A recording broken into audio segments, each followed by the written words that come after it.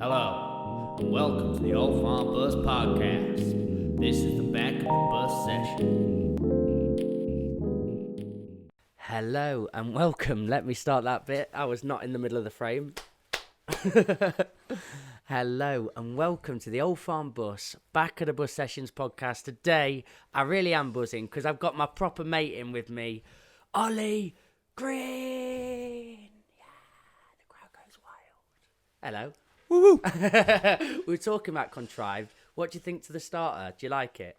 I think that's brilliant. Yeah, it's really wonderful. In post, I put balloons in, confetti. You get That's whole what shebang. I heard. Yeah, I heard it. I could see it. How are you doing today, mate? I'm good. Yeah. Are you nervous, apprehensive? I was apprehensive. We've had a good chat but about we had this, we had a little pep talk before. Why? Why are you apprehensive of a podcast? You've got so much goodness about you. What do you have to hide? Yeah, lots of things to hide.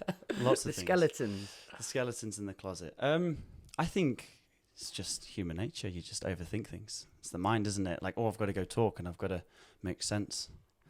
Do you attribute that to anything? Do you attribute that to being ostracized before at school or in any social situations and settings? Because I love you and I love your family, and the green mentality just feels very stoic and all got your shit together. We had this discussion before as well, and I was like, when you were opened up to me before and were really honest about, I have these internal dialogues, and you were just explaining everything to me, it resonated so strongly, and I went, oh, that feels so good. I'm sorry for you. But I just felt, I just didn't expect that about you. So is it all human nature, or do you attribute it to past? It's a tricky question to answer. It is. It's because layered. I think it is layered. Nothing comes to my mind where I'm like, oh, this event in my life has caused me to feel anxious when I'm going to publicly talk.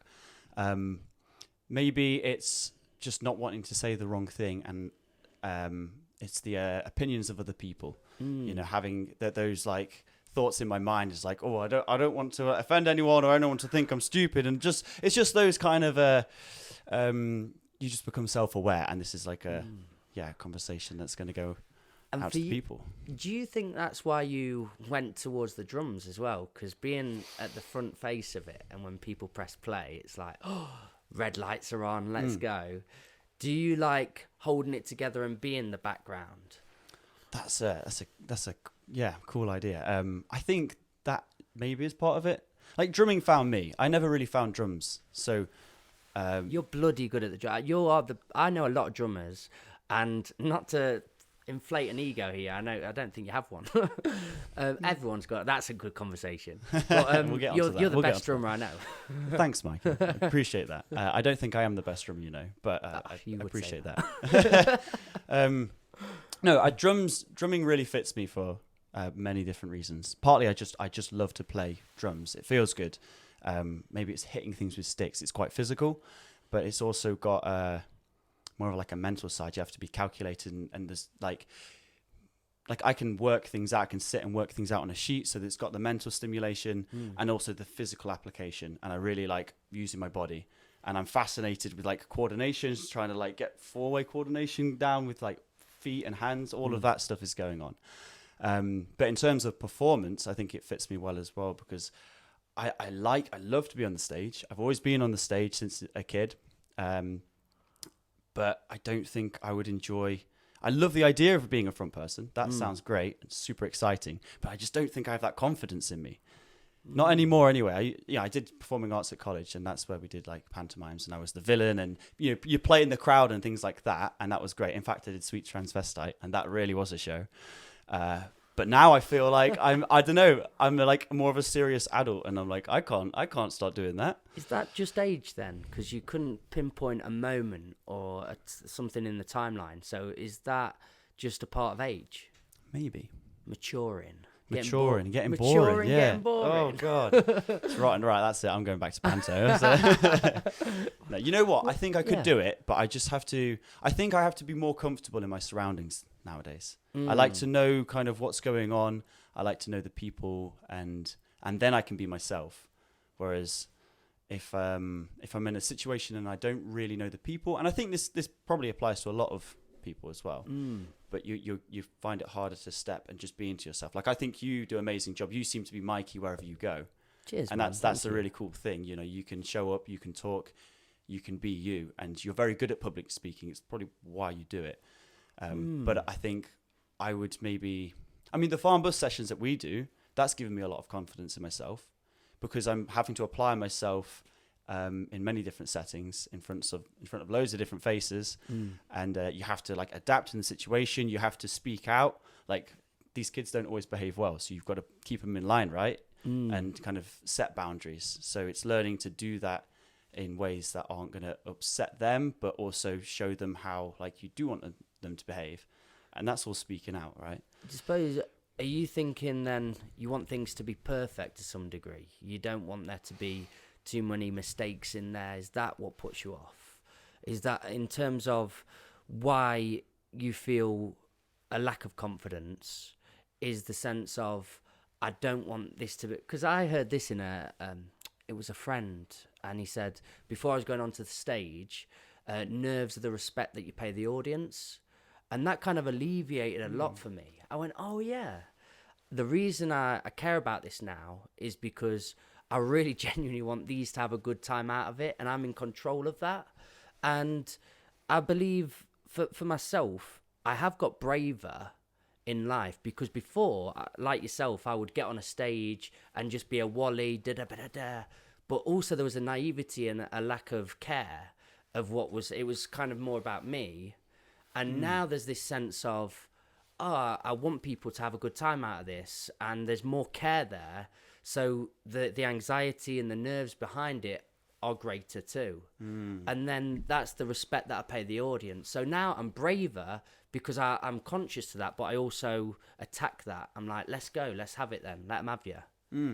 Are you saying, so instead of performing for yourself, like the individual, you're going into these spaces thinking of the collective, thinking of who is involved, and that's what you're trying to I would say cater so. for? I would say in the podcast, when we're working with the young people, when I'm going on stages to teachers, there's a lot more factors surrounding it, because I'm thinking in this podcast today, I would like somebody to listen to it and go, oh, that was really warming, or that was a laugh, or that was whatever it was. I just want there to be feeling involved or some takeaway. Same with the kids tonight that we're going to be working with. I just want one of them moments of, oh, I had a great session tonight. I was feeling rubbish today, but then I got something out of it. So it's a constant feeling of, I hope we excel today. I hope this works. And with that comes that little sense of butterflies and sense of, I want this to be good. So, yeah, I attack it and I become more braver. Does that resonate with what I'm saying there to you? I think so. Yeah. And when I think about it, like, I think I become more at ease if I start focusing on the bigger objective involved. So if it is the farm bus sessions or it's a band or whatever it is, talking to a group of people, if you're focusing more on like what the actual the goal is within that, what you're trying to achieve and who are you trying to reach, instead of like proving a point that I can talk some bollocks that's like that's going to help some people and feed my ego. Like instead of focusing on the gain, like you're going to give people, the gain that for yourself, you're thinking about the collective of the group and that dynamic. Because when you were at performing arts school and doing those shows, those good old days, what was can you reflect your mentality there? Because I did similarly. I was went to a drama school, Helen O'Grady's. It was an out school club, and I think it was just a sense of validation, really. I needed to get on a stage and feel this, he's great, because I wasn't getting it at home, personally. Sure. That's where mine came from. So I think that has just transcended through time. Yeah. I went to performing arts school because, in school we're looking at what colleges we might want to do. I had no idea. I was looking at international baccalaureates. I was looking at doing sciences and chemistry.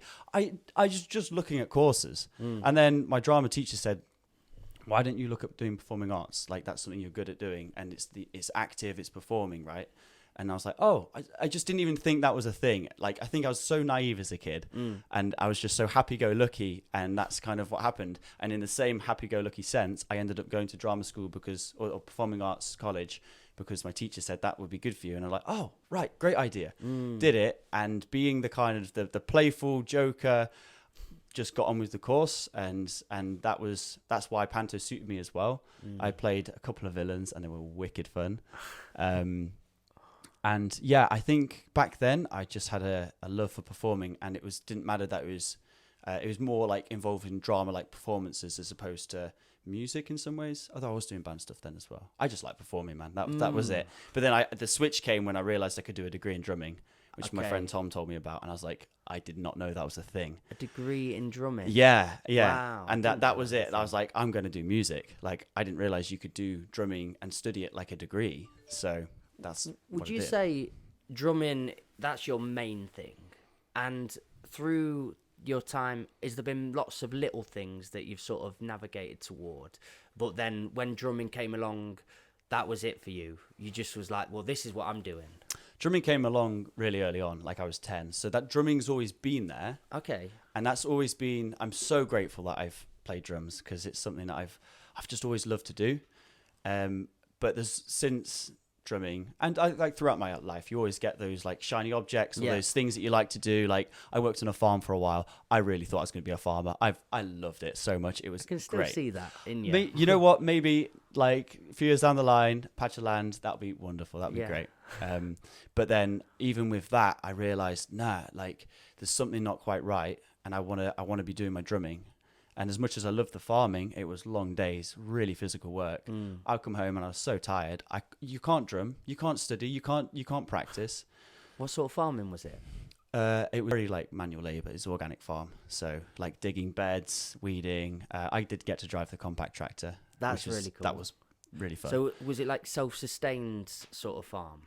The Trinity one? Trinity farm, yeah. Oh, wicked. Okay. Are we allowed to mention that? You can mention it if you like. A farm. There was a farm in Orsworth where I used to work. Don't say the name. What were your favourite bits of it? The farming elements. The physical work. Yeah. Just literally being in nature all the time. Like, I had my hands in the soil. I used to work barefoot sometimes as well. That was pretty cool. Seeing things grow and learning to tend for them. It just and also the getting much more immersed in the cycles of nature, like the seasons, just the flow of days. Like, I'd be up at the crack of dawn, you'd see the sun come up, and like in winter you get there as the sun's rising on like the frosted field or something, and you're there letting the chickens out, and it was just a very like wholesome feeling to work there. Is that something that you feel is innate in you, or have you had parents or family members that have not pushed, but shown the holistic side and the natured side of life? I think as kids, we were always going on walks and climbing trees. Yeah. So, and like my schooling, which is a beautiful thing. It's a great thing. Yeah, really good thing. Like, we used to go on walks, and it would be always a case of like hiding from the parents, like, but following them as they were walking, and like maybe making noises, but then you'd hide again, and they'd never quite know where you are, but they knew you were somewhere close. Like, just games like that. And was it a happy childhood for you? Yeah, I'd say so. Yeah. How many brothers? 3 brothers? 3 brothers. Yeah. As in you and then 2 others? No, 4. So there's 4 others. One are... older than me, and then I've got 2 younger brothers. I didn't know that, actually. Yeah, so there's quite a household. Oh, no, I did. Of course I did. 4 boys, single mum. It's a good show. Blimey. And all of you, one thing that I notice is such strong connection. Like, seem to all have each other's back, or you'll actually actively go on walks together or do things together. Again, how do you feel that was given to you? Because, squabbles with siblings, I'm sure there was probably some frictions. There's certainly in the frictions and squabbles, yeah. But to actually maintain that strong relationship, I see a lack of that, actually. Yeah. Through personal experience and through friends, they don't have that same connection. I don't see it a lot either. There's a couple of families who I see that they get on really well and they have a really good connection. I'm very, very grateful that I do have my brothers, and I do have a really good relationship with all of them. I don't know. Not quite sure where it comes from. We've had a very loving mum. Really loving mother figure. Maybe just love. I think that really helps when you're surrounded by that and you're supported by that, because then that just nurtures you as a little human being, doesn't it? Yeah. Again, we had our squabbles, we had our indifferences, and all them like ridiculous things that you like argue about or whatever. How were you told to resolve those conflicts? Get to your room. I don't know. That's a good question, man. Get like conversation, communication. Was that brought into the equation? I think we just reached a point where we're like, arguing and squabbling is pointless. Yeah. There's no need for it, and we've now kind of got to a level playing field where it's just like, oh, cool, we're hanging out, we're gonna have a good time. And somehow, I think weirdly, COVID helped with all of this. We were all in one house. Thankfully, I had the farm, so I was out all day. Yeah. So it wasn't like we were together all the time. But something happened in that household where we just worked together and got our shit sorted out. We're cooking meals. So every night we had a big dinner. We'd eat around the table, and all these things that like should just be a daily thing in a family really clicked into place. And for whatever reason, and however we managed it, we just nailed it, and it really brought us really close to each other. So that was really cool. But I don't know. I think maybe it's just somehow we just realised we wanted to get on as opposed to squabble. Do you all share the fact that you've got a passion? Because maybe that helps as well. Do you know when you kind of... That's what I want the kids here to get, is when you've got that thing, it really does carve out a path, and it puts you in a sense of comfort. And I think if I'm looking at my own psyche, when I was most in turmoil, confused, lashing out at people that were family or friends or whoever, it was just when I was in a lack of path, a lack of knowing what my purpose, what my passion was. And then when I found that, it gave me that sense of, I know kind of where I'm going now. Sure. And I wouldn't be as much of a dick as I was. I think a passion massively helps. Yeah, because obviously I know Joe, he's worked with us, Joe. Finn's been here before. He has, Your brother's kind of got the garage, right? Or cars, vehicles? Very mechanical, but yeah, like lawnmowers, tractors, anything like that. Kind of just, you're all switched onto something, and when you're in it, you're in it. Do you think that helps? And that's where I want to kind of get into. How have you found that, all four of you? It's interesting. Yeah, I mean, maybe that helps. I think I can say for myself, having a passion for drumming and music has really helped me, because that's always given me like a center point. So that's a good word. Yeah. So like if something's bothering me, or there's turmoil, or I'm like, oh, I want to be a farmer. But hang on a minute, no, your dream is like you're a musician, like you play music, and that always like you can find your way home. I love that. Yeah, I really like that. I don't know whether it's the same for my brothers. I think because Joe's crazy. He's done like amazing. So many different projects, and I don't quite know where I put him. He's like kind of an actor, kind of a props maker, playwright. Like there's a lot of different facets that he's covered. What I love about him as well. Yeah. He's trying it all out, but he puts the same energy, enthusiasm into everything he's trying out as well, which is great. You do the same though. Yeah, that's you. I've seen you with the drums before, but we again out of comfortability.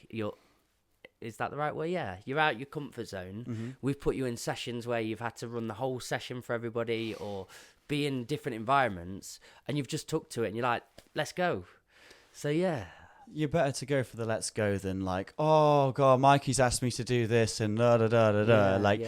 So sometimes those stresses can be there, but ultimately you've got to step up and you've got to make things happen. And if you're going to lead something or do anything, are you going to drag your heels and make it like a negative, heavy experience for everyone involved? Because people know if you're dragging your heels or if you're not enjoying it, or are you just going to like embrace it and just be like, you know what? Okay, let's have a killer session, or let's just have a good time in doing this. Like, be on the up instead of the down. So we're talking a lot of your psyche here, the introspective Ollie side of stuff, and there's this has always been part of my sort of lingo to you. I'm like, your education.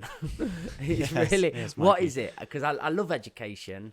I never thought I'd say that. I despised it as a kid. I got kicked out of my schools. My primary school asked me to leave. A horrible time through secondary. And it was just the mainstream way and narrative. You went to a Steiner school, right? And all this conversation so far I've sort of just led up to this point of I have this curiosity or fascination if that's where a lot of these elements have come from. I think it must do, definitely, because that was my kind of upbringing. It was my schooling, it's my childhood, and that's obviously where most development There's a big happens. part of it, It's a massive part of it, yeah. You always ask me about Steiner schools, and I never really know what to say, because I went through a Steiner school, so I'm not like... But when you're in it, it's hard to... It's a different experience, yeah, and therefore I've not actually experienced the mainstream schooling either. So it's a funny parallel to draw upon. But I think it was... Can you just talk of the experience of it, and I'll see if I can draw any. Cool. There we go. We can work together to figure this thing out. Steiner schools they're very creative based, and in my mind they seem more like they work with natural materials a lot, and like the natural growth cycles of a human being, like growing up, and both like in their physical body, but also like their mental and emotional bodies as well. And I think that's what Rudolf Steiner has done amazingly. He's created an education system which seems to follow just the growth patterns of a human. And alongside that, like in the school, in the upper school, you were encouraged to be on stage performing from a young age. My school was like 100 people capacity. Wow. It would have been more if more people come, but it was just a small school, right? So very small community of people, which kind of helps when you are on stage, because it's less of a like, oh, there's like 1,000 people in this assembly room. But I think when you're introduced to being on stage and performing and sharing things that you've been doing in your lessons, whether it's like playing the recorder or poetry or some kind of like eurythmy performance, like movement, if you've been doing that from a young age, you don't question being on stage because it's just natural. That's just what you do. And being in front of people. Exactly, yeah. And sharing and not worrying, which is a funny thing, is we started this podcast about me, my self-awareness and the anxiety of performing, right? Yeah, yeah. And so it seems very kind of... Full circle. Full circle, right? That's like all good stories. All good stories, yeah. So that was always, that's always been involved in that schooling system, like the idea of performance and sharing, and all of the school shares within that. Because you experienced a different education to mainstream, are you fascinated in education and how young people experience their education? Yeah. 100%. Do you read much about it? I try to, yeah. In fact, I picked up another one of my mum's got a wicked bookshelf. Amazing. And I'm always like reading it. What is it called? I don't think I would be able to remember, but it was another Steiner book on educating. Where do you think it's going wrong? I know you didn't experience mainstream education. Maybe I can give you some of my background on what I experienced. But yeah, from conversations with friends or your own observations, where do you think the mainstream is lacking, and it could maybe take some techniques from Steiner or other models? I think the whole thing is wrong, because it's like, here's a box and you've got to fit in it, and you've got to meet this criteria to fit in it. And I just think completely agree. You need to find, which is why I love your ethos of finding passion-fueled people to show the kids about passions, teach them what a passion is. Because as you so rightly said, if you have a passion, even if you don't do that for the rest of your life, it doesn't matter about that. But it's the path that you can go down, and that self-fulfillment, the self-growth, the development, and sharing that. That's what life is about. I saw this quote the other day, and it said, once you know the way broadly, you can see it in all things. And to me, I was like, yeah, cool. Once you know what a passion is, or what a passion feels like, you can then see it in everything. And I get that when you're drumming, or when somebody's doing art, or even somebody doing the plumbing or electrician, I can talk to them now on this sense of, I see it, because we both feel that thing. I can't express it or articulate it, but I know the way. So I can see it. As in, like, so even if someone has a different passion, you know what it feels like to have a passion, and you have that, it's like a resonance between you. You understand that they've got their thing. And I think you can then put it in anything. You can put it in everything. You can find even in pot washing or whatever you're doing in your mundane day to day. Yeah, right. I love pot washing. Yeah, sometimes, not always. Sometimes it's horrible. Yeah. But there's times where I'm like, this is wicked. Yeah. Like, I'm happy. I think you can see that sense of, oh, this is the beauty in it. You can find the beauty in everything, and that's the you know. I just found my thing through a bit of a tragic incident, and that ended up becoming poetry, and I needed to write it down. Which in my story, I was called dyslexic or labelled dyslexic, and then called I was stupid, and I built that identity up very strongly for a long time, and then it took losing a friend and then having to find something instead of drugs and girls and all those sort of very false, fake things that have been sold. It was writing in that moment that found me. Like you said, drumming found you. And yeah, I did that for a long time, but I kind of then built an identity of just that. It's this thing. And then when I started branching out, because I grew a bit tired of, I mean, when I get into something, I go. And I was performing everywhere, every night, and I just got a bit exhausted of it. And yeah, it just became a bit samey. But then I had to go at filmmaking and started other branches of it. And that's where the sort of penny drop moment came. I was like, oh, it was just the feeling. It was just this real sense of being in the moment, being in flow, really loving the pursuit of something. And that's where it could start to embed. You found a love for something. Yeah. And I don't think education nowadays shows people something and allows them to have a love for it. It doesn't seem to like guide them with that passion or that thing like, oh wow, this has really captivated me. It just seems like you've got to study for these tests, that once you've kind of learned this information, it doesn't mean anything to you, so it goes again, and it just seems to create a lot of stress. But like finding ways of engaging people, especially young people, like, because as a young person you don't know what you want to do. I didn't know what I was going to do. That's why I was looking at like doing science and chemistry in college, because I just didn't know. Didn't have the awareness of what I wanted to do, to study at college and then uni. That kind of, those things just ended up slotting in place for me. Yeah. But yeah, I think it's important for kids to experience loads of different things. Yeah. However that be. And if school can facilitate that, like, let's try them at more physical activities, whether it's different sports or dancing, play music, and everything in between, obviously, as well. Yeah, I mean, I've got a friend, and I do talk of this at nauseum, but his name's Martin, and he wrote a book called Forget School.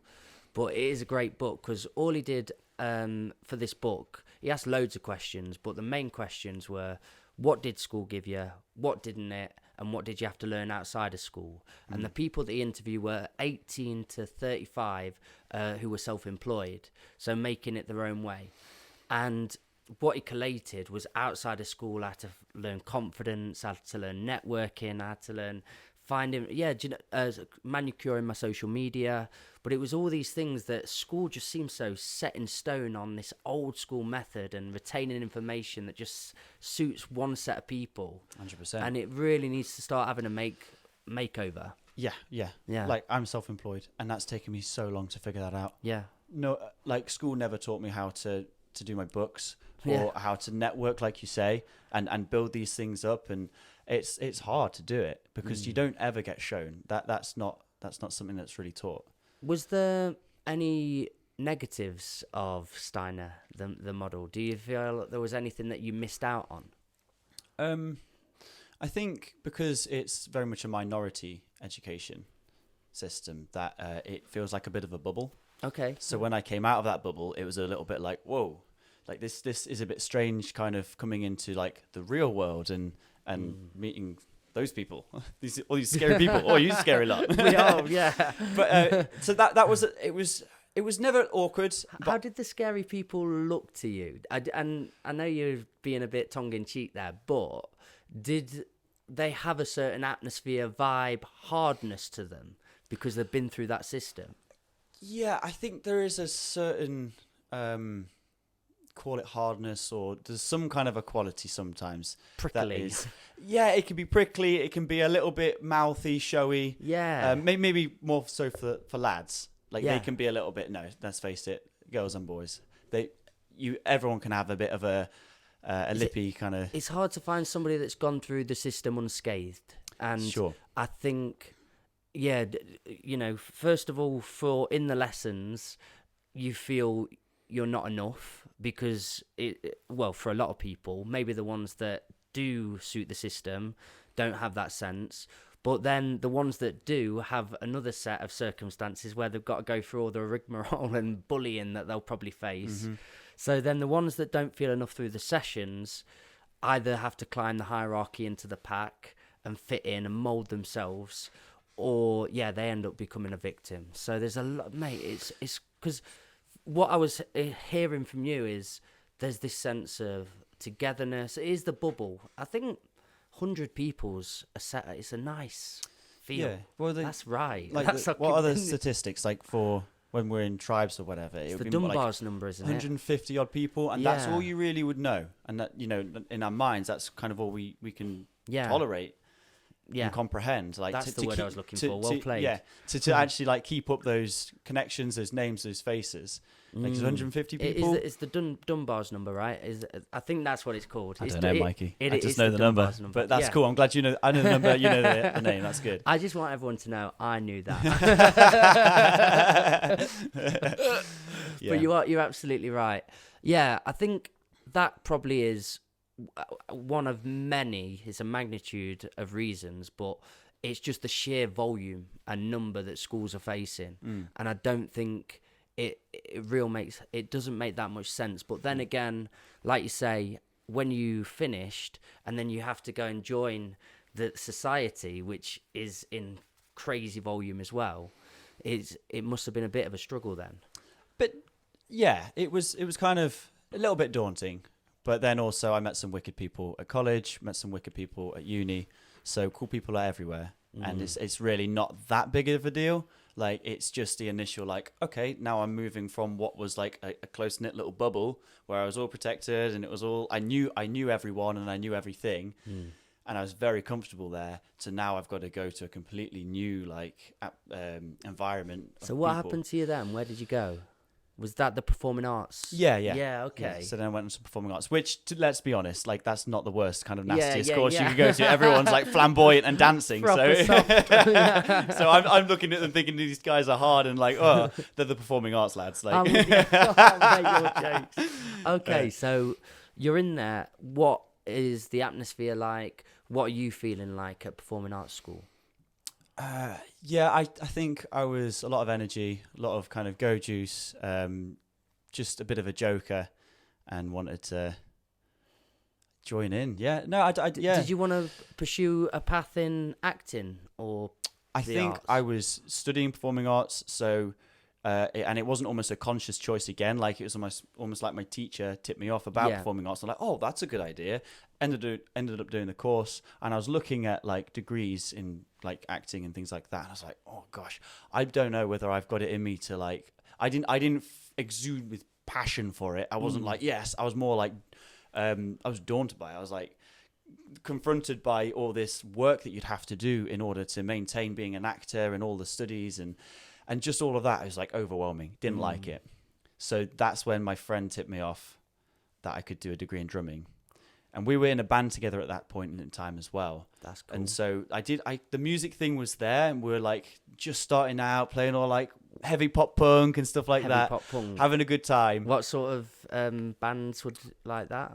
Inspiration was like Blink-182 and some 41, you were doing originals? Day to Remember. We were doing originals, yeah. Awesome. Yeah. Did your lead singer have the sort of in the car, I just can't wait? He could if he wanted, I love it. It's just everyone went for that, didn't they, at the time? Oh, yeah. I love that infliction. They pioneered the... Always.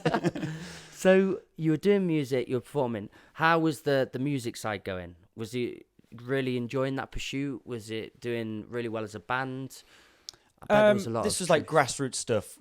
Like first time properly gigging, first time getting our sets together and things like that. So it was a really exciting time. I think we're recording an EP around when we're 16, 17. So that was like college age. And that was amazing to have that going on. And it's funny, like, I don't feel like I initiated that. I just ended up being in the band. Like, a lot of my life, I just end up doing some things. And it's They say if you don't know where you're going, any road will take you there, don't they? Yeah, right. And maybe that's your model to life.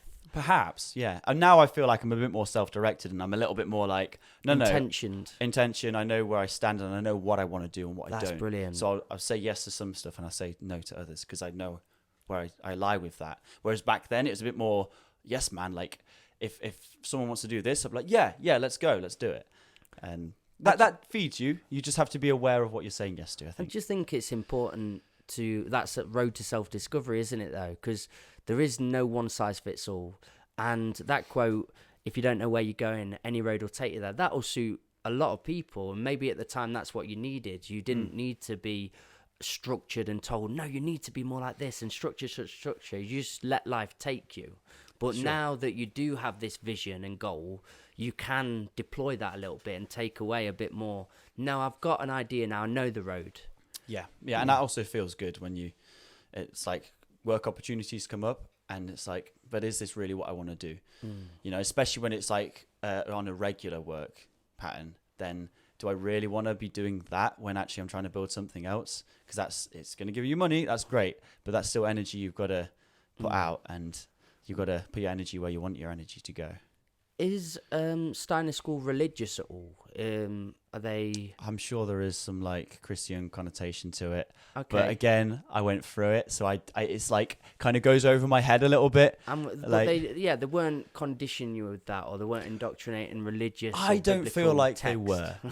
No. We would say like the Lord's Prayer, but it's more about like bringing us together.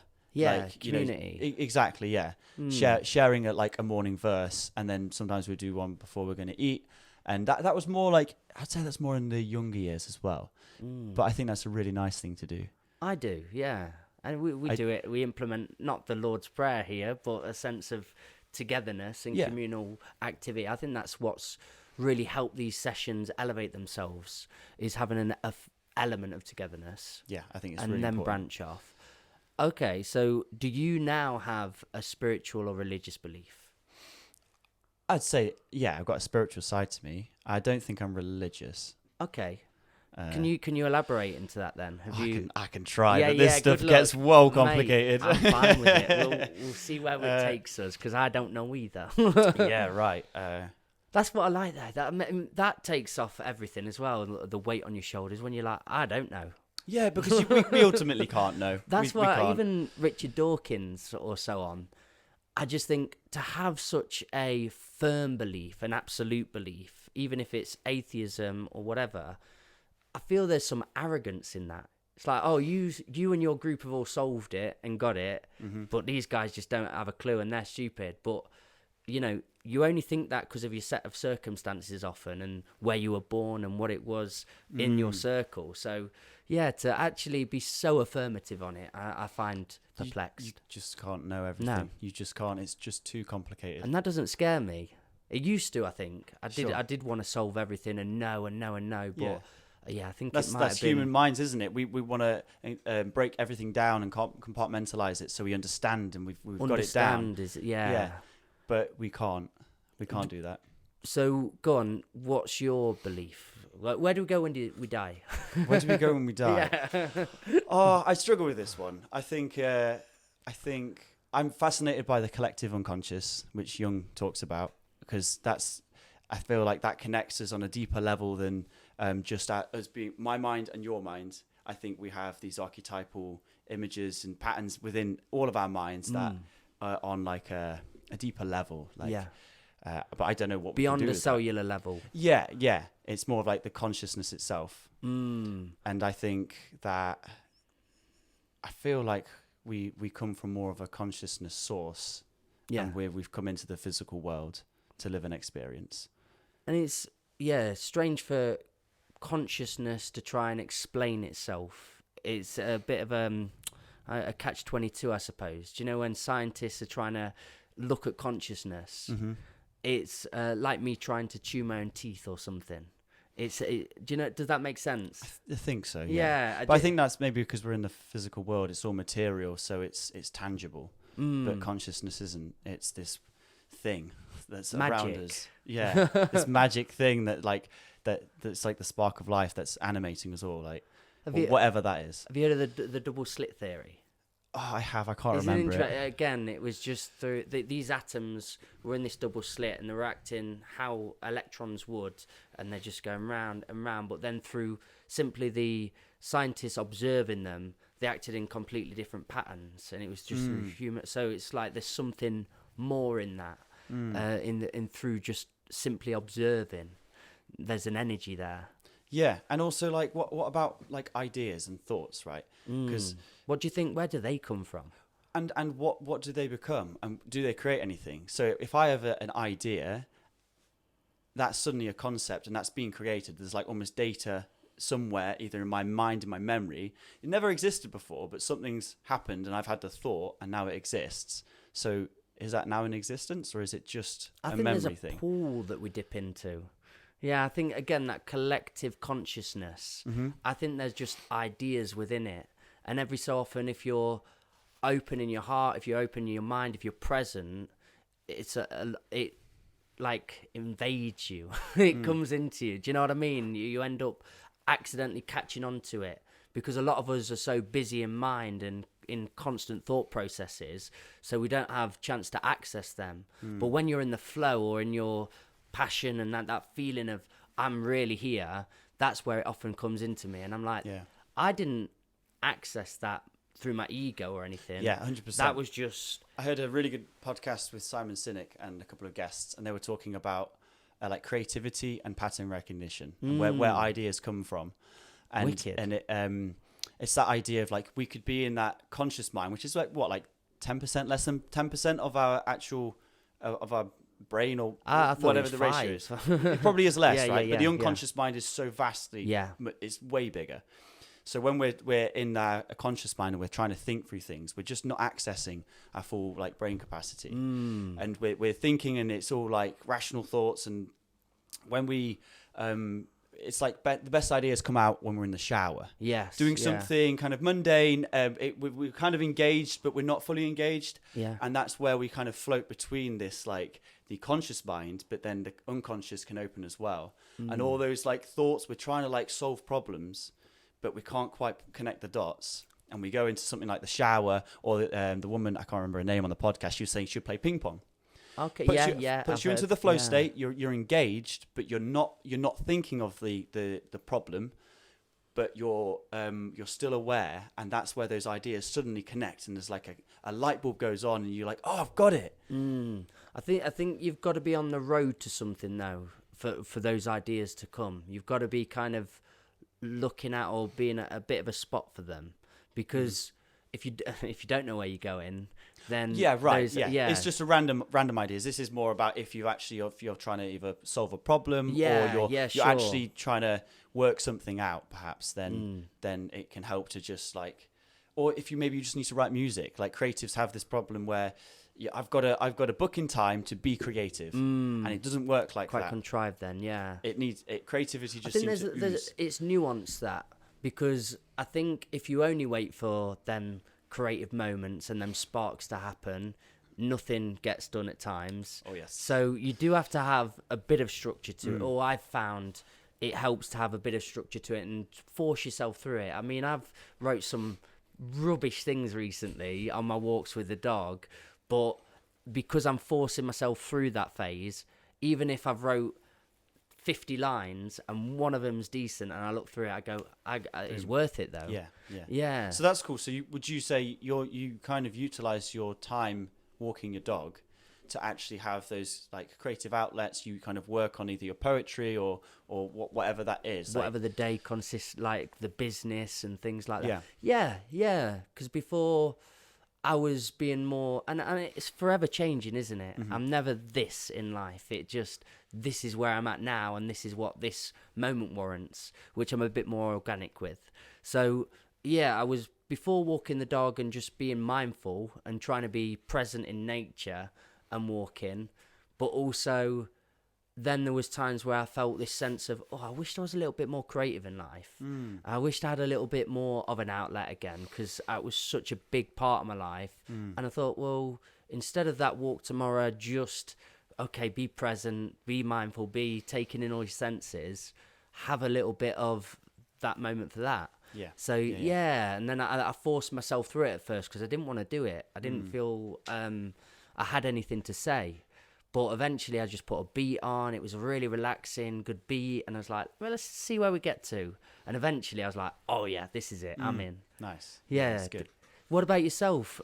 With drums, do you have days where you really don't want to be in there? Do you have to get through a 5-minute period and then you're like, oh, of course? Or do you really not feel that? Do you just work, I really want to drum all the time? Mostly that. 99.9%. I try, my best time of day is the morning. Okay. So I'll get up, have my coffee and read, and then I'll do 30 minutes, 40 minutes drums, usually on Every a pad. day? Most days. Not every day. Some days I miss it. It's like that. It's like you say, it doesn't always, it's never rigid. Yeah. But I always try and give myself that time of study and dedication because that's what I want to better. And if I feel shit and I don't feel like doing it, I try and think of why am I doing this again? Remind myself of why am I practicing? Why am I bothering to put 40 minutes of my time into my hands and technique? You know, like, do you know what I mean? Like, because it's like, oh, I've got to do this again. Like, Has it ever plateaued for you? Has it ever dulled? Yeah. You had to have a minute. Yeah, I think there's only one time where I've had the slightest question where I was like, oh, I don't know if I want to play drums anymore. Really? What went on? I wonder. I can't quite remember. I think that might have been when I was doing the farming, and I just had like I was questioning like the journey a little bit, and like, hang on, what is it I want to do? And it's this shiny object syndrome again. Oh, I've been doing this for a while, and it's a bit but this looks so much more interesting. This would be fun to do. Maybe I should just switch and do something new. Would you say it was like a really mini identity crisis? Potentially. Yeah. Yeah, maybe. Just crisis isn't the worst No, word, it's not quite a crisis, but it's just that thing. Identity pondering. Yeah, and trying to, but maybe it's a case of trying to just get that buzz again. Like, oh, something new is exciting. Whereas something you've been working on for years, it can get a little bit like, it can die down, like the excitement for it. Stagnate. But I always find, stagnate, good word for it. But I always find it comes back in. Whether it's I watch a drum video and I see a wicked drummer, or I hear a wicked beat, a new song, meet some people, or see a live band, pick up a new drumming book. So you're self-aware enough now to know what you need to do in them times? Often. When I feel the dip. Yeah. I think so. I mean, I'm not saying it always works. I'm not saying I always go, oh yeah, this is why I'm doing it. I'm going to pick up my sticks now. Sometimes it's just like, I'm not feeling the practice today. But most of the time I get up and I will put some time into my drumming. I'm with you. I've definitely resonate to what you're saying there. And again, I think for myself, it's best when I put it to a side, but I don't stop. I don't just go, oh, I don't like that thing. I have something in mind of, oh, I'm just going to turn my attention back to this again. Yeah. And I'll put, again, we keep talking about, it's just that energy, passion energy, whatever it is. And you can direct that, like, so for my drum practice, if I'm not feeling like playing drums, or I just don't feel like practicing, or I've had a long day and I'm tired, whatever that be, there are other sides to drumming that I can put my energies into that aren't playing drums. You know, so it's about like being clear on, okay, look, maybe I don't want to practice and play the sets or the rudiments, but I could work on this area of drumming. Maybe it's like the lesson plans or the studies or just watching drum videos that I can still get insights and learn from, you know. So there's like, you can just... Do you have, it's a slight side note, but we were talking a lot about our mentality and our mental health and stuff, and drumming really helps you in this way, and you have that structure to get up and do some drumming that sets up your day. Do you have other things that set you right? Do you have walking my dog? Routines and things like that you navigate toward? Yeah, I do. I do like routines, and I really love a morning routine. Like that is where I'm at. I love and a nighttime one, or I'm less good at the nighttime. Okay, I've got good ideals there. I've got good ideas and stuff, but I'm not. I don't really hold them down the same. It's the morning where I find I'm really dedicated. Exact same. Yeah. But I like my morning coffee. Have a stretch, morning coffee, and read or journal, whatever that is in the morning. Before I look at my phone, before I do anything like where an external source can come in, I wanna just come to think about like, did I have a good night's sleep? What did I dream about? How do I feel today? And then do something that's it's a great foundation, isn't it? Good foundation to start your day on. Yeah. Because then for the rest of the day, if you have a crap day, Yeah. you started it on a good note, and you've still done something that's like self-nurture. I'm much more that frame of mind again, because even I'm intermittent fasting now. Cool. And if I start eating at, say, I've had a meal before this actually, because I knew we had a lot of session food before coming this, up yeah. about 12:30, but usually 2, and that's when my eating window starts. But if I miss that and it ends up becoming about 5 or 6, then I know the nighttime. I don't know if I'm not a nutritionist, so I don't know if this is good advice, but it's working for me. Is I can be a little bit playful more with what I eat at night, and I don't have to be too conscious of it. Whereas if I'm eating throughout the day and just grazing and eating whatever, I've had a little bit of something at night, a good breakfast, and then easily at 10:30 I could have a little chocolate bar or something, and it would just constantly accumulate. And I think if I don't eat till 2 or 3, then I've cut off that time of being a bit cheeky later on and feeling rubbish. Yeah. Because I've really started to focus a bit more about what's going in my body. That was my question, actually. Like, how much are you using food and diet to focus yourself? And because we're talking about routines, right? And is that something that you find is giving you focus in your day, and something it's almost like a commitment to yourself? So completely. Yeah, that's a lovely thing. Yeah, the commitment to yourself.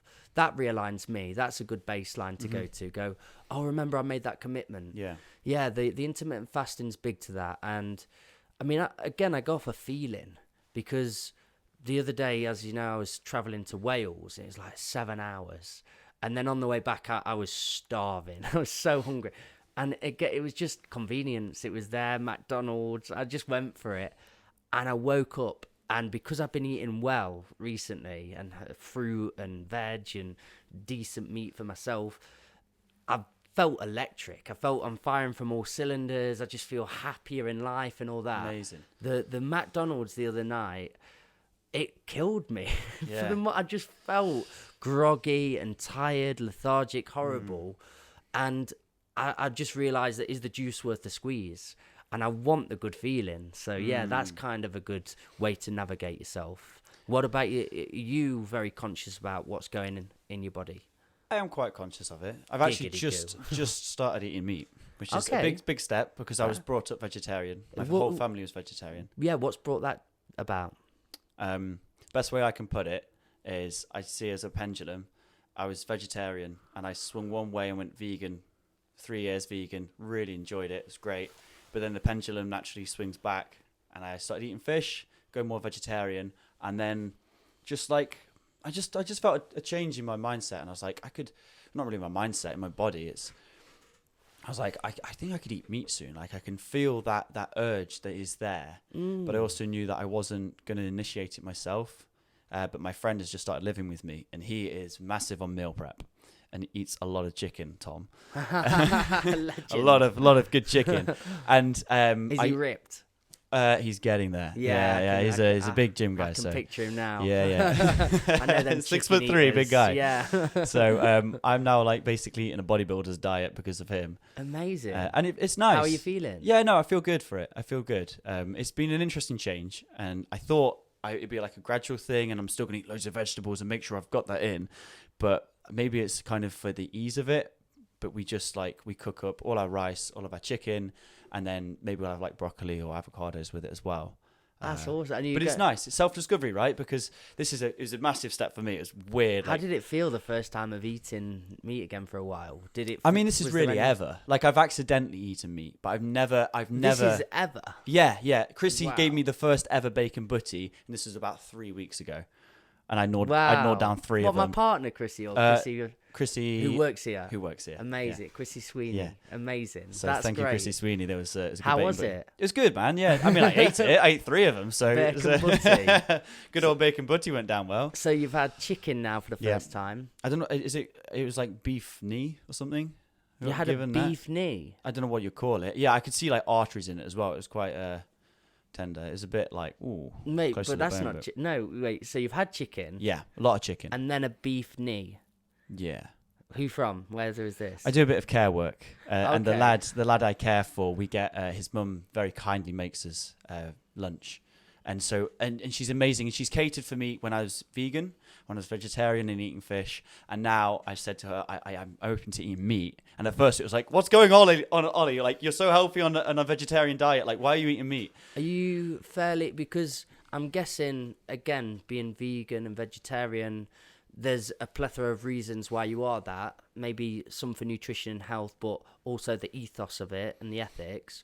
Are you very conscious about the type of meat that you're eating? Are you thinking about at least being organic or being grass-fed and that It sort is, of thing? yeah, it's obviously on my mind. I want the best source meat I could get at the minute. Like, I can't say we're having like the best farm shop bought like organic free range meat. But that's where you think you'll... That's where it will go, because this is like the starting point, and also my friend's only just moved here. We're in the process of working out like where the best farm shops are and where we're going to go for it. That's all going to come for sure. I think you'd enjoy a podcast I listened to recently. It was Russell Brand, who's vegan, and Paul Salandino, who just carnivore.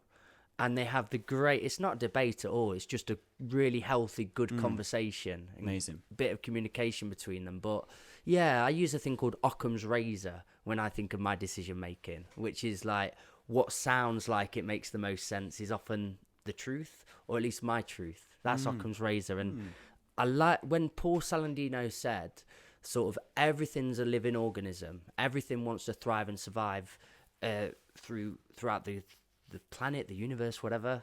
And everything's developed like not chemicals. Everything's developed defense mechanisms. And I was listening and I was going, yeah, that makes sense. Yeah, we all want to thrive and survive. We've all got defense mechanisms. And he said, plants, evolutionary, can't move. They've been rooted to the ground. So their mechanisms have developed really strong chemicals to be deterred from being eaten. So often the fruit of the plant isn't really the problem.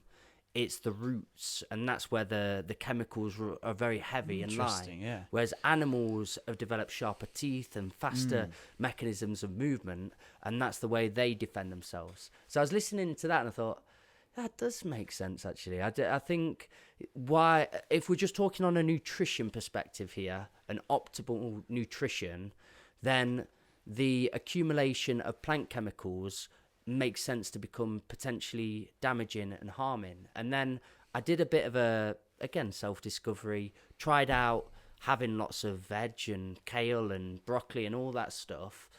And yeah, on reflection, on feeling, I was tired still. I was not firing from all cylinder. And then I did try a bit of the carnivore diet, and I only had meat from the local butcher and a lot of organs where a lot of the nutrients really lie. And that, just personally for myself, that's the best I've ever felt. Amazing. I really did feel, again, that sense of electric, filing through all cylinders. The thing is, one size doesn't fit all when it comes Exactly to diets right. and meals. Like, that's why I'm kind of trying out a few different diet styles. Like, I want to see what it feels like to eat meat. What was the beef knee like? It was chewy. Yeah. And like I say, there was like arteries in it. It was a little bit like I can't raw, think but of what that was. It really was a beef knee. I'm pretty sure that's what she said. And how did she cook it? I think she left it fairly raw, so it wasn't overcooked. Interesting. I'm not very good with meat, so I don't. Do you like cooking? Is that something about? I love cooking. I love making curry. This is exciting, man. Because you can get. I know you could have been really creative in the vegan and vegetarian world, but adding in meat is there's an art to it. Yeah, and I need to learn that art because I've no idea. Literally, I've got no clue on what to do with meat in a pan. What's your signature? What do you love to cook? I just make curry. I love curry. Man. Yeah, I would say used to. It's only since I've been eating chicken that I've stopped eating curry. But like, I make a massive pot of curry. I live by myself, so it'll last me like 3 or 4 days, and it marinates and gets tastier and tastier. Yeah. Plenty of naan bread, samosas, and all of that good stuff. Like, it's a feast. How do you feel from your nutrition perspective and health perspective? Do you feel really good in your body? Do you feel a healthy person?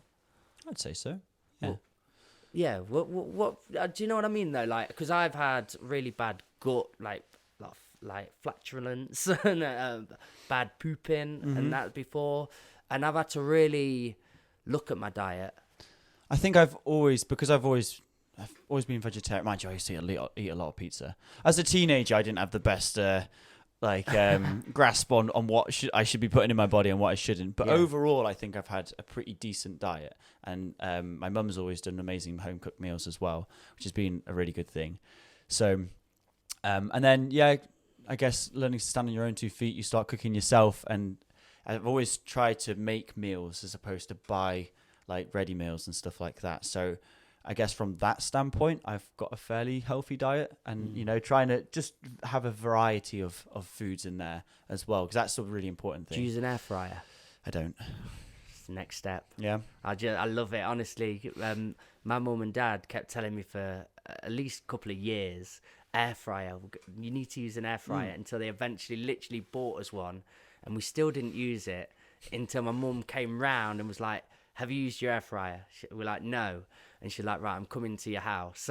She's knocking the door in. and she came and made us a meal on it. And we're like, that easy? Really?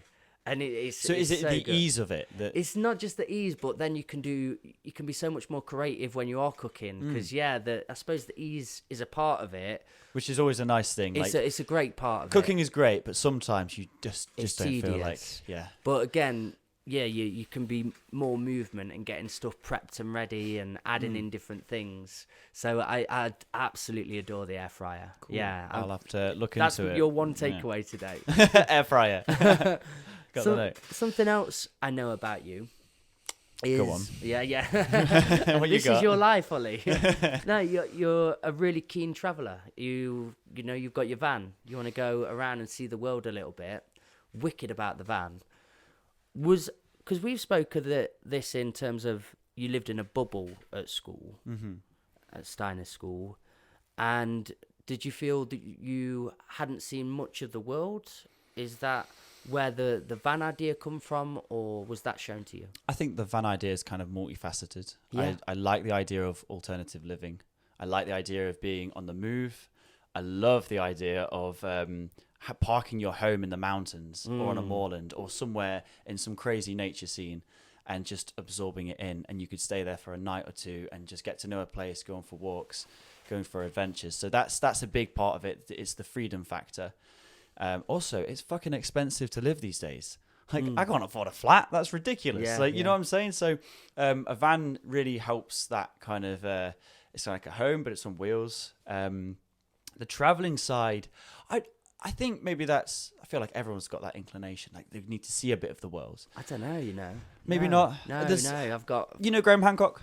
Yeah, I love Graham Hancock. His books helped me with that, because I was reading about some of the ancient civilizations and just the ancient ruins. And when you get like a taste for what's out there and what else has been on this planet, like before we were here, it gets crazy. And you're like, I want to see some of this. Yeah, I would agree with that. I suppose it's probably innate in everyone.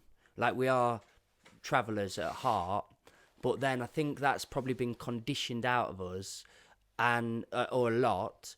And then until you see it, that's when you've opened Pandora's box and you can't unsee that. Sure. So that's my perspective. It probably is deep inside, but I think it's been hard plucked and rooted out of us, and we've had to regain that and refine that. Sure. So it's a funny thing, because I have not travelled much.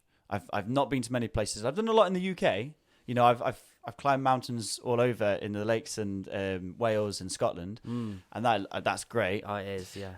But I've not been abroad much, and that's really where I feel like I need to go at some point. Otherwise, that's a thing in my head that I'm not going to achieve, and if I don't do that, it's going to be a failure. You came to work with us. I did.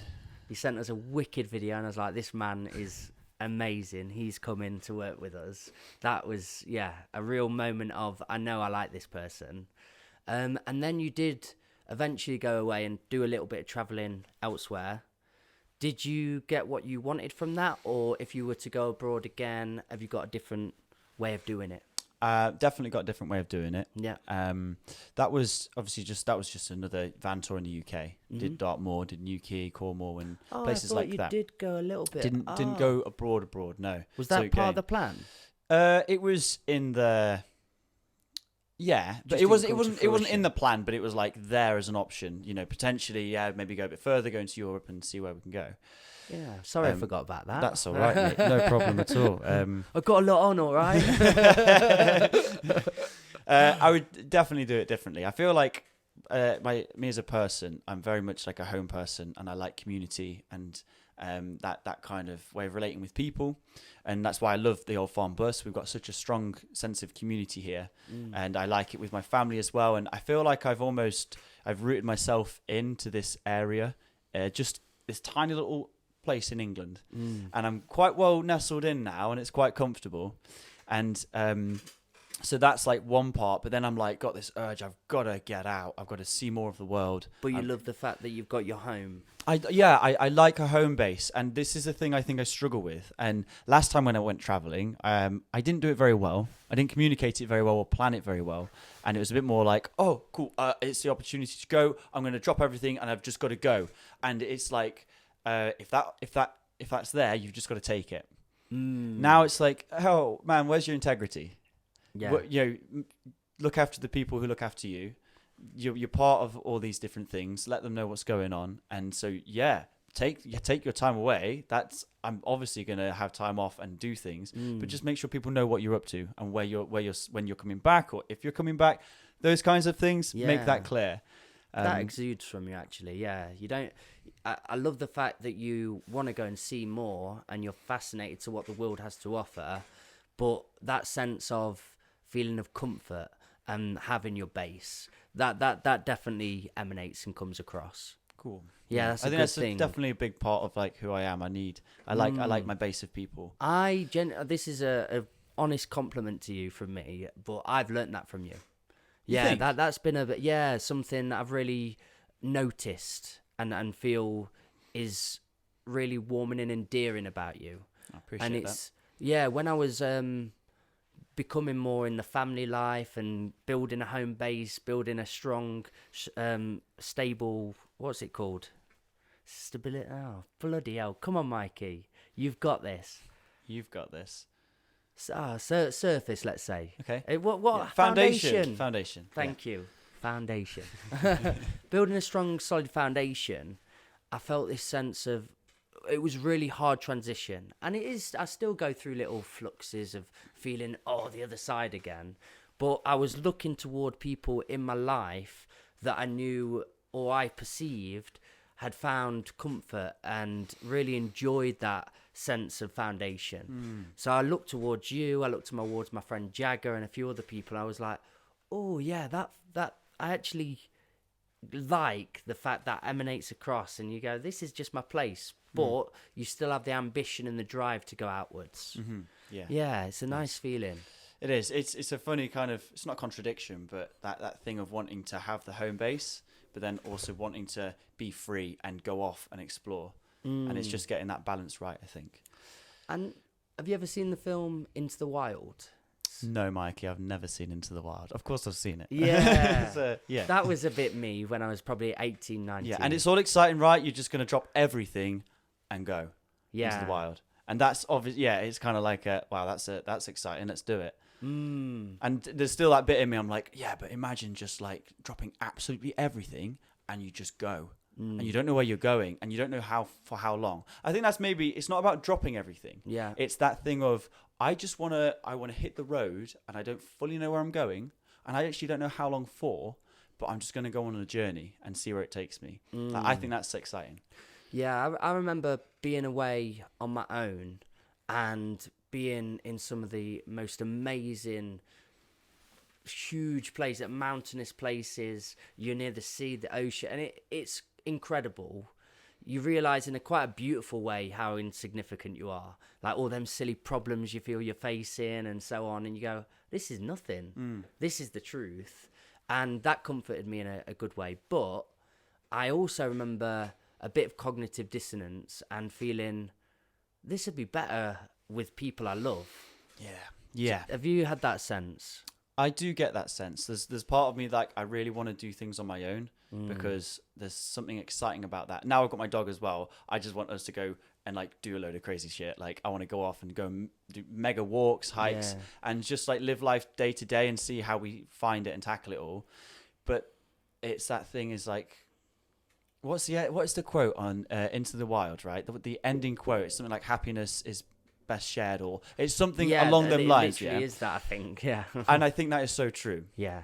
And like, yeah, I could share it with my dog, but ultimately sharing it with people, with a person, with a group, like that's real memory then. I was just going to really say like, memory, you make memories together, and then you can look back on them and you can talk about them and you reflect. And it's also like, it can be way more exciting when you're with people doing things, because you don't know what they're going to do or they're going to see, or you're going to trip or you're going to do something and it's going to spark an idea in them, you know, and there's almost more things that that could happen. Yeah. Whereas if it's just you, decision fatigue, I'm going to go do this or do that, and it's just your one perception. But once you've got other perspectives going on and different, you know, you just end up doing crazier things sometimes as well. You like egg each other on. I was like, should we do this? Oh, that's a cool idea. Let's go do it. Yeah.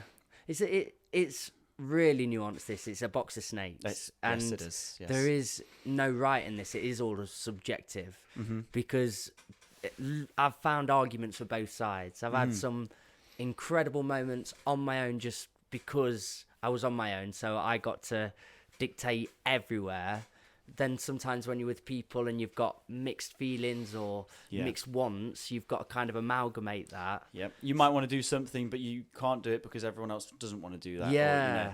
Or, you know, it's a balance that is, I don't know if it's tricky to.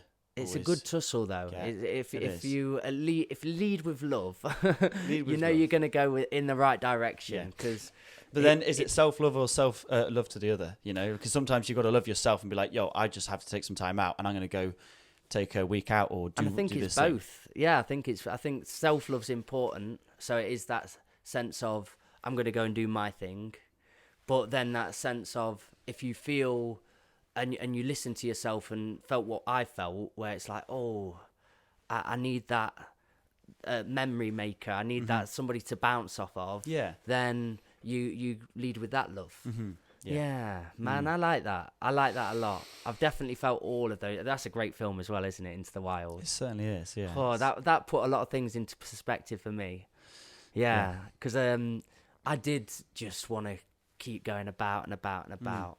But I think because I did that, it was this, I'd had the conversations you often have in hostels and places, and I'd seen grand things, and eventually go, it's wicked. It really is wicked. And maybe I would want to go back to that in a future life, but also you kind of know what that is all about eventually. Do you think, so, you know, when you do something by yourself, you can almost, whether you're with complete strangers, then it's almost like you can act however you want because no one there knows you. Yeah. So you can come across in any way. It doesn't matter. You could be the weirdest guy. You could be the friendliest guy. I do like that sense of being able to reinvent a part of yourself. Right? Yeah. It's kind of like you've no inhibitions of like, my friends are going to think this of me. Like sometimes if I'm at a social event, I would hold back because I'm with people I know, and therefore you just sit in that normality of how you hang out. But if you do something on your own, and it could be this like, I think you can just immerse yourself a little easier sometimes when you're not held back by friends. I love that. Yeah, I completely agree. Does that make sense? Yeah. And I think that's why it's quite nice to do things by yourself, because you can fully immerse yourself in it and find out new parts of yourself as well. Exactly. Yeah, self-discovery hugely, because otherwise you're not fully letting go. You know. Yeah. I believe in that. You know, be yourself in that very elusive term, and I do think there is probably a true core self through all different parts of you. But then when you're in a completely different setting and scenario with people you've never met before, you get to be a bit more playful with them versions of yourself. 100%. And you can bounce off how the people are acting in that environment already. Because your friends or your partner, whoever's going, and you're acting completely different. They're gonna, what are you doing? Yeah. Why, this isn't you. You're not being yourself, and then you've got to be back to yourself or a version they see you as. Yeah. Yeah. So it's an interesting thing. Like sometimes it's great conversation. I like that. Cool. Yeah. It's an interesting thought, right? Because I think you can get a lot of experience and a lot of insights if you can just have the freedom to go off and do your thing. But also, it's nice to do it with friends as well. So, do you live very much in the future? I probably do. I think I do a lot of reflecting and thinking a lot about things like from the past. But I think I also have a lot of things that I'm always thinking about, whether it's the van build and like trying to build a studio in a van so I can play drums in it, like the ultimate like travel wagon with my dog. Like that's always like in creation in my mind. But then I think I do so many different things in my week that there's almost always things to think about, and often that does end up perpetuating future because it's things to come, like things I've got to tend to. Yeah. Do you think it's important and good to have goals, or are they not that important to you? I think goals are important. Do you? I think so. I think, like even simple goals, if you're going to write them down for a to-do list for your day, really help, like, especially because I'm self-employed and there's times where I have more time in a day, to structure that time can be key to actually having a successful day. Success being like you've actually achieved things, and if you write something down, you can tick it off. You've ticked it off and you've achieved it. Whereas otherwise, it can be a little bit more of a meandering day, and you're not quite sure what it's about. But if you've got a goal, it gives you drive that you've actually, especially when you write it down, it's there. You've got to do it. You get it done, and you feel really good for achieving it. I would say I'm still a goal setter. I was with filming a podcast the other day, and there's a really interesting guy, sort of a self-help coaching, and he was a bit older, and I wondered if it was that, because he doesn't believe in setting goals now. He doesn't have goals, and you wouldn't have really expected that from a self-help coach and somebody. Do you think that comes through? He's probably done the goal setting and coaching around that for a long time, so maybe has he developed it? It's just innate within him, like he can, not innate, but he's kind of developed almost in his muscle memory. He can just his day's kind of maybe ready and set, or I think there's probably something in that, and maybe it's the bigger vision goals that he's talking about. He just he feels he's hit a lot of his milestones for life. He's got a book out, he's done all these things, and now he probably knows himself so well that he's just enjoying that pursuit of what comes and attacking whatever's in front of him, but he's not got anything in mind that he wants to achieve now because he feels he's achieved. Sure, and I think that's fine as well. Yeah, and I think that might be a window in his life that happens where it's like, I don't have a mission at this point. What I'm really trying to push towards doing this, I can just relax a little bit and see what comes. It might come round again. It's like cycles in life, right? It always comes back round. Something might click and he's like, oh my God, I've got to do this thing.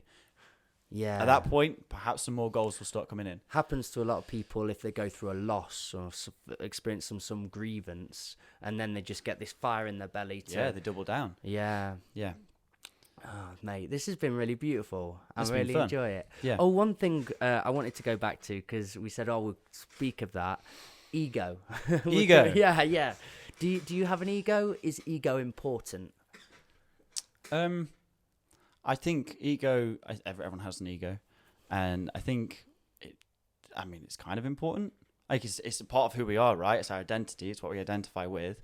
It's just being aware of what the ego is and aware of what you're identifying with. So I think ego could be an interesting observation in yourself, because maybe there's things that you try and identify with, and then if you can catch yourself and be like, hang on a minute, why am I trying to identify with this? What is it about that I'm trying to be? Build this into my identity, and then you can kind of get some realizations from that maybe. So would you say that you're more aware to your ego now? Have you ever think so. Not been? Yeah, I mean, you've been a kid, so we don't really think of this. Yeah. Do you remember a moment where you started to consider ego? Maybe not a specific time, but I think that awareness develops as you get older and you live a couple more years, and you start realizing that you can reflect back and see like, oh, I was kind of doing this, but the intention behind it maybe wasn't as genuine a cause as it was more like, oh, I'm going to do this because then it fills that ego. It kind of like that bit, that you want to You want to feel like you are something. Do you think you can be a performer without ego? Because couldn't you just jam in a room together without an audience? Or is the audience an important, integral part of performance, and you still don't, ego isn't involved? I don't think ego has to be involved if you're performing, because sometimes it's like so just take music for the example. I think sometimes you just need to play music, and it's not about look what I can play. It's more like I just need to put myself into like the flow state, into that nothingness of thought. But actually, and this really helps. Like, so me and my friend Tom have been playing a bit more guitar. Really helps when he's playing as well, because I'm not a very good guitarist. I'm not a guitarist. But if he's playing as well, it's that support, and it's the connection of the two sounds coming together. That's not about ego at all. It's just about music and feeling. But what about the sense? Because that's you two in the bedroom. Not necessarily bedroom, Mikey. How did you know that? I had a good guess. But yeah, that's you two in a house or a room or what. So that's just one example of why it's not always involved. Yeah. But other times, absolutely. Like when I used to play drums, I used to smash them so hard. I'd break cymbals, I'd break my sticks, I'd make my knuckles bleed. And maybe it was part ego, maybe it was just the exhilaration of just twatting drums because it's so fun. But I think there is that element of, look at me, look how loud I am. Yeah. Like I'm on stage right now, and I'm going to make you listen to just how loud these drums are. But that's the question. Is more of, why is the audience needed, and do you think that's ego or not? Do you know what I mean? Because when I think if you're in a studio together and you're just creating music as a collective sound, I get, and actually I don't have an answer for this either. I've not made up my own mind on this. And still I perform. So I was performing the other day at Wales. And I suppose mine is I'm talking to teachers, so there's something in that, in terms of trying to have a takeaway. When you're on a stage with a big audience there, if you're not on there with ego, what else is that? Do you just love the fact that you can create a space for people to have a good time? Is that important? That's a big part of it. Yeah, I think. Creating an atmosphere where other people, you're catering for the entertainment side, and they can just relax and have a good time. And it's almost like you should just disappear into the background of that room. Yeah, there's like musicians playing, there's a band there, and there's all these instruments and everything. But you almost want to get it to that sweet spot where it's like they're in their element. They're not thinking about like, oh, that was a cool drum fill you did, or that guitar solo was good. That might be part of it. But it depends on the venue as well, right? I play a lot of weddings and parties and things like that at the minute. So in that style, you're really trying to give them, those guys having the party, whether it's the wedding or what have you, they're there for a good time. And you're there to play and make them have a good time and fuel that. So it's less about like, look how good a band we are. You want to be a good band just so it's like seamless. It's seamless. It's just they can relax and they can enjoy. And I think this conversation is interesting because it's also how you perceive ego, and I've heard people want to kill their egos, and I think my idea of ego is now about being a friend with it and in being at least noticeful of it, so realizing who's driving the bus or who's talking through it. But yeah, I don't think I'd get on a stage at all if I didn't have any sense of ego. Yeah. Do you know what I was just thinking actually? Sort of bullshit what I said. Go on. No, I think there is definitely a sense of ego in there, because I've played for bands this year where I'm like, oh my God, like these are really good musicians. I've got to prove myself worthy. I've got to prove myself as a good drummer. I need them to see me as that. Therefore I can get more gigs. So I have come almost having to step up and prove a point that I can play. Yeah. And maybe that answers the question a little bit. So that's less about the audience. I don't need the audience to be there for that. I just need the other musicians to see. And it's so many other things as well. It's the sense of drive and a bit of element of competition in that, I suppose. Yeah. Because you want the callback for the gig, right? Yeah. You don't want to play one gig and like, yeah, it's all right, but we'll get another drummer. A sense of achievement and pride. Yeah. So, yeah, there's a lot of good factors within it. I think it is just as a performer to be considerate about what you're doing it for sometimes. You know, don't, if you start to plateau, or you start to lose sight of why you got on that stage, or it is just all for validation and all to be seen, then do you actually love that thing, or is it more about something a bit more fake and false of yourself? And your ego's kind of driving the bus then and lying to you. Sure. Because I think the ego, if it can run the ship, it messy. Causes carnage, and it yeah. only wants to be seen. Yeah, it wants to be center stage, and then it's almost like you're having some kind of an expectation attached to it. And if you don't achieve that, you might drop a little bit. But whereas if you're just doing it for the love of doing it, the love of performing and playing with others and sharing that time, then it doesn't always matter if it's not the best gig, if you came out of time and you missed a beat, because you were still there doing the thing you love, and you're doing it with people who you care about and who care about you. And so it's the success lies within that, as opposed to look at me and look how good I am. I've always said this. That's the one envy I've always had, is that sense of a band and your comrades, your people that you're all doing it with. As a spoken word artist and going out and on stages, it's lovely, and you're doing it with other poets often, or actually I was doing it in pubs a lot of the time. I like converting people. I hate poetry, but I like that. Or I got a bit tired of speaking to the people that I know are gonna clap and nod and go great. But yeah, the drives home can be quite lonely. Do you know what I mean? It's, you've gone, you've done your thing, the adrenaline. It's that thing of sharing it all, right? You know? I love sharing. Maybe that's my next path. That's my next discovery. Get on the, I've had a good go on the bongos, but I did day djembe, 2. man, it's a djembe. Oh my god, yeah, djembe. Yeah, sorry, I literally offend you with that. But day 2, and my finger started hurting. So. We'll work on your technique, and you maybe just need to develop some calluses. As well. Yeah. I started. I mean, that's just gyms. You'll get there. Reps and stuff, mate. I'd do this again. Would you? Yeah. How have you found it from where we started to where we've ended? And we've been an hour and a half or more, an hour 45. Yeah.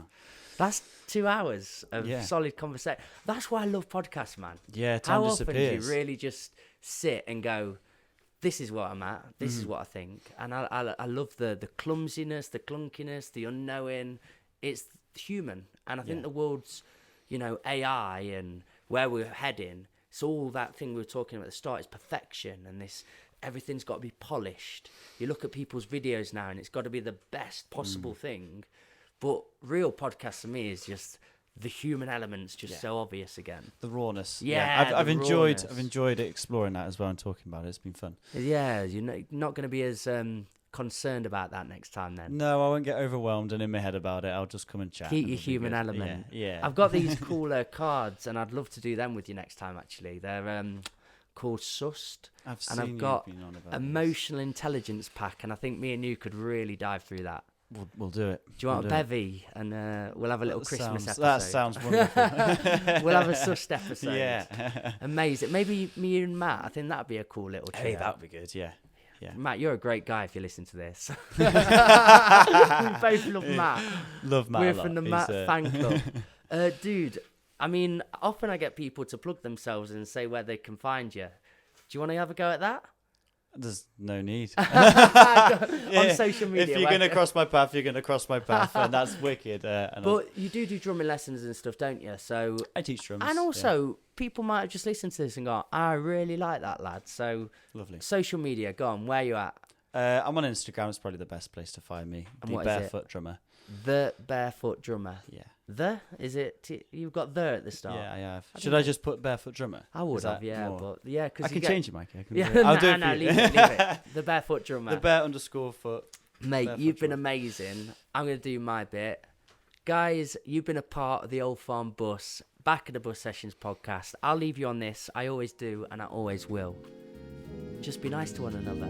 You're a beautiful set of buggers. Be nice. That's all.